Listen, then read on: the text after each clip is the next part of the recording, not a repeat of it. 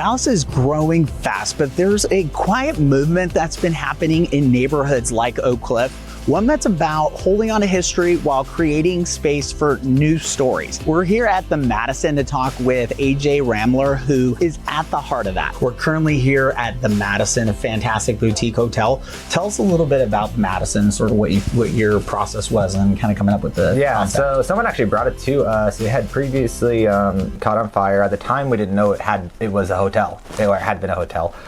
We just knew it was this burnt out property and we were looking at turning into apartments potentially. And then we got in there and we just started doing the research, and we have a lot of different databases that we go through. And when we were doing the research using the Dallas Morning News, they have a whole archive system that you can go back all the way into the 1800s. We found old ads for the property, and it was originally called the Wesley Inn.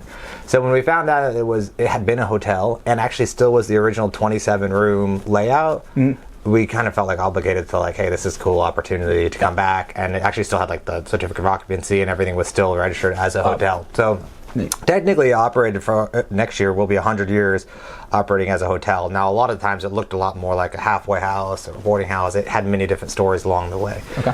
But so yeah, that was when we found it. We were like, okay, let's we love tackling projects that require creativity and have a story and part of history, so that's how we got on this one. Awesome, very cool. Tell me about what got you started on restoring old buildings. Yeah, so really what got us interested in fixing old properties was an interest in history, just generally speaking, and not history as much as just old stuff. I love the nostalgia of old things, whether it's old music or trinkets or anything like that. And then we also wanted to buy some rentals, so we're like, oh cool, let's go find some rentals that have the old hardwood floors. And we didn't really know much about the old properties when we got going, but as we got into it, man, this is just so cool that they built stuff with this quality. And they really just don't replicate that anymore.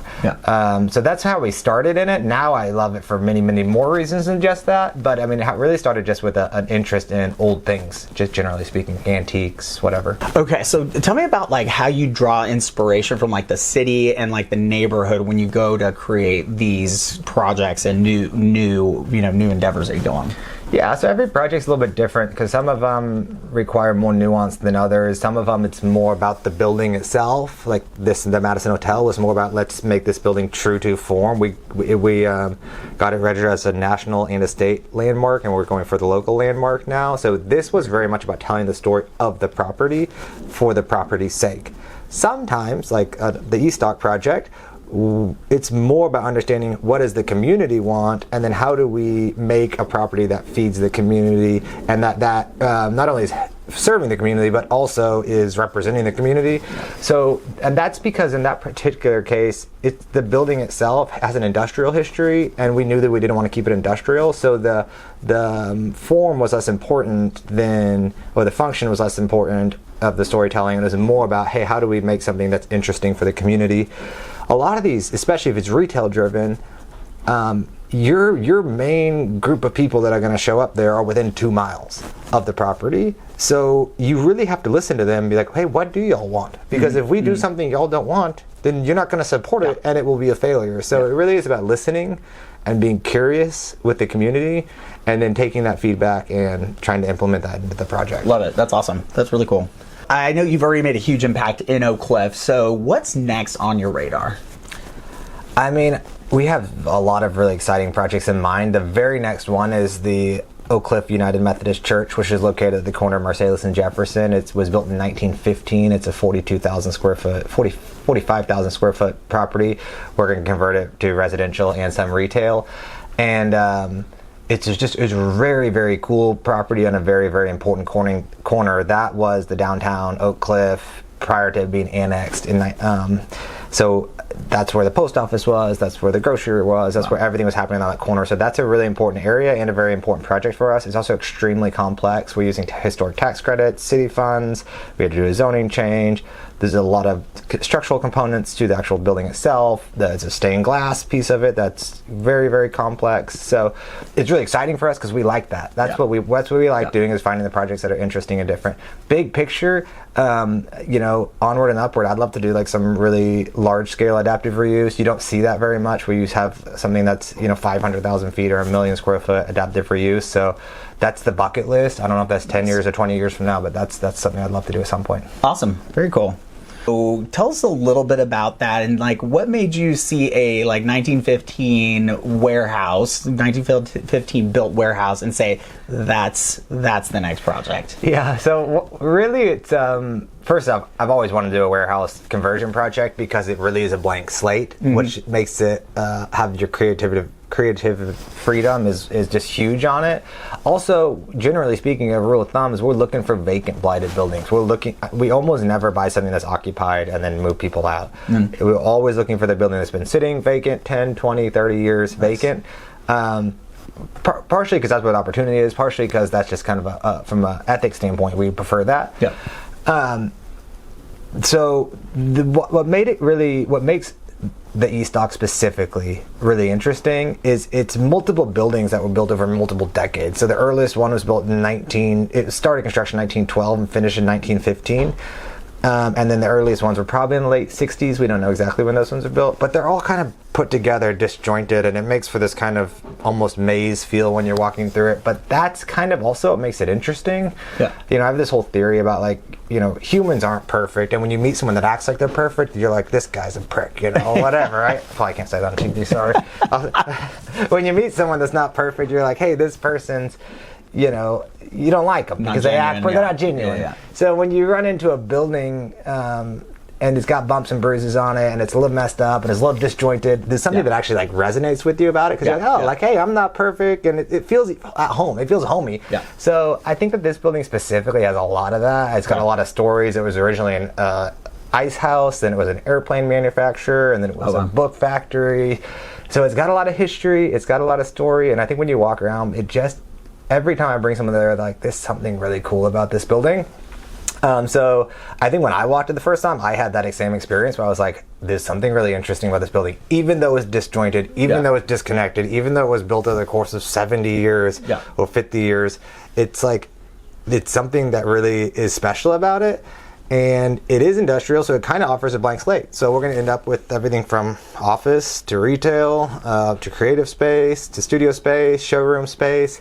So it's going to have a lot of different uses in all these little buildings that are connected. And is there any restaurant component to it? Or? Yeah, so we have one restaurant signed. We're very close with a coffee shop bakery, and we'll probably go for one more grab-and-go restaurant. The current one's a sit-down restaurant, so that maybe trying to find something that's a little grab and go. Oh, okay. Yeah. Very neat. Very neat. Okay, so I know you've done a ton of different projects. What's been your favorite one so far? My favorite one's for sure, 100%, always the one I'm working on.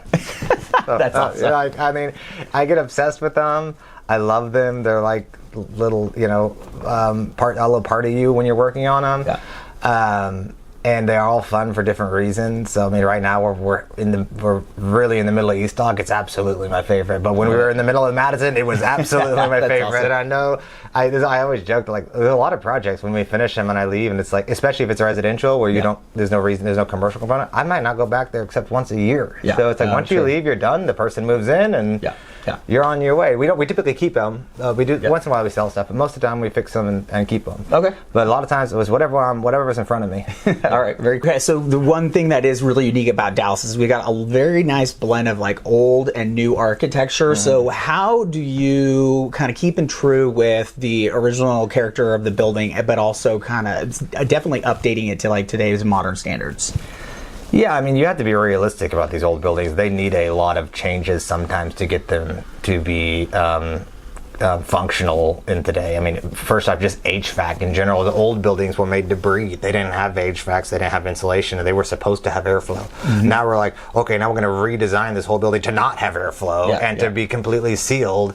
So there's a whole functional side of that, and then there's a design side of it. And we like to try and play into the old, but also have something that feels modern and nice. And I think in most cases, you're going back. The new stuff we're putting in is actually much nicer than it probably would have been in its original form. Mm-hmm. That's not exclusively true. There's certain other neighborhoods that had marble and had fancy big kitchens and had those things, but most houses were pretty modest if they were built before 1950. Mm-hmm. So you kind of come in. You don't. We try not to. It used to be a big thing to open everything up, just blow everything out and open up. We try and not do that as much. You may make our openings wider or something, cased openings or something like that. But we try and limit that And we try and stay away from any fads. I mean, that's the whole thing. Like you can put Subway and Hex in forever, and if it's true to what it would have been, like a 1920s, 30s house, it will look good forever. Yep. It may not look the absolute most like trendy when it's finished, but it will also look good in 20 years. And we have projects that we started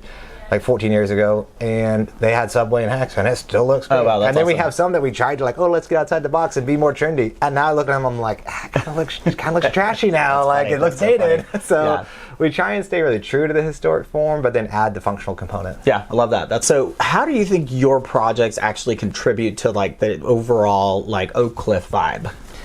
Yeah, I mean, I think there's every project's different. So, I mean, one of the things that we're able to do if it's just a residential apartment complex or houses or duplexes or something like that is we're able to create something that's authentic, feels genuine, and is offering a lower price point than new construction. So we're creating, sustainable, affordable housing without being subsidized by the government. That in and of itself, pretty cool. That's awesome.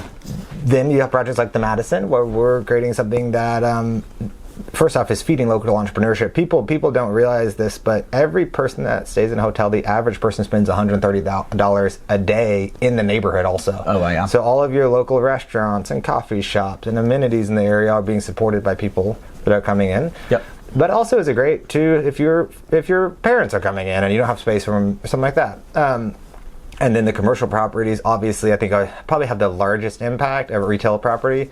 The goal is to get a local operator. That's for us, that's the goal. Let's get a local operator, and then they're going to have a local audience. And so the audience spends money with the operator keeps that money in the local community.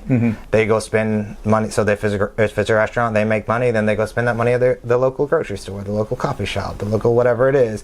And the idea is to create an ecosystem within Oak Cliff, which I think Oak Cliff does really good at, because people that live in Oak Cliff, they love to stay in Oak Cliff. Absolutely. Right? They don't leave that much. So what we need to focus on as entrepreneurs here is keeping as much local operators as possible, because the local operators are only going to make Oak Cliff stronger and more established. I love it. So let's say when you're like kind of in the mix, you're designing, you're kind of planning what you're doing for this whatever next project, like where do you go for your inspiration, or like how to recharge? Is there anyone in particular that kind of like feeds that creative energy for you?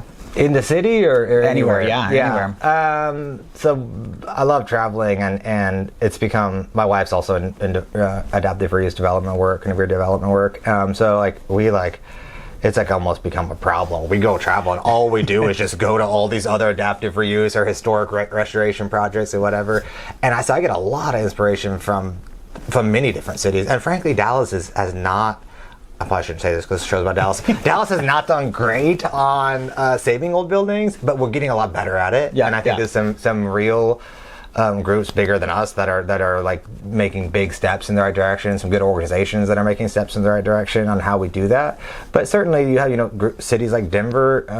We went there recently, and I toured 13 different projects in one day. All of them were industrial adaptive reuse, mixed use projects similar to East Dock. So it's like a really great place to go and be like, oh, look at this project, look at this project. My friend's an architect up there, so he just took us around and showed us all the stuff. So incredible.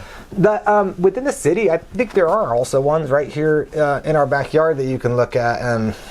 And you can look at neighborhoods that have changed over time. The Design District, I think, is an unbelievable example of what creativity and real estate can do together. And Mike Ablon, who really spearheaded that entire area, took something that people thought was a warehouse district and turned it into something that's a huge amenity to the neighborhood. Yeah. Okay, and obviously I'm a realtor, so just for fun, if you could design a home and put it anywhere that you could put it, where would you pick and what would it look like? Okay, so if I could do any type of house anywhere in Dallas. Dallas. I mean, obviously, like, jaded here, Oak Cliff. I gotta be in Oak Cliff. It's like my whole life's here, and I love it. Those sections of Oak Cliff around the zoo, and then there's some sections also, like if you go out west, where there's a lot of topography, and that's unusual in Dallas. So I definitely would pick one of those areas. There's still areas on the east side of 35 that you can buy like acre-and-a-half tracts of land with topography, with the white stone coming out, something like that. Downtown views. I mean, there's some really cool lots over there. So I probably would pick that for a lot. And then from a house type, I mean, if I could just move like, one of the Swiss Avenue houses, just grab one of those and put it on top of a hill over there, that'd probably be my one of those true 20s, teens, 1920s, huge 5,000 foot. The ones that were actually built as a 5,000 foot house, something like that would be cool over there. I could go with any style. I like all of the Victorian, colonial. From a style standpoint, I'm more just interested in it being old, having the booming ceilings. That's cool. Some of those real Swiss ones, they have the third floor where it's just like a ballroom up there. Oh, yeah. It's got to have a ballroom. It's got to have a ballroom. I think there's a home or two in Oak Cliff that've got ballrooms in the. Oh yeah, I think there's one on. Yeah, there's one on Jefferson. Jefferson, the big white one. And then like the Colorado, the mansion on Colorado, and then there's another one on Canterbury. There's a lot of color. I mean, a lot of the Kessler houses would be like, they're incredible. So. Yeah, AJ, thanks so much for meeting with us. I really appreciate the insights. That's really great, and we're so excited to see the next projects and be a part of them as they launch. And thanks again for having us. Rock and roll. Thank you. Yeah, you bet. Thank you.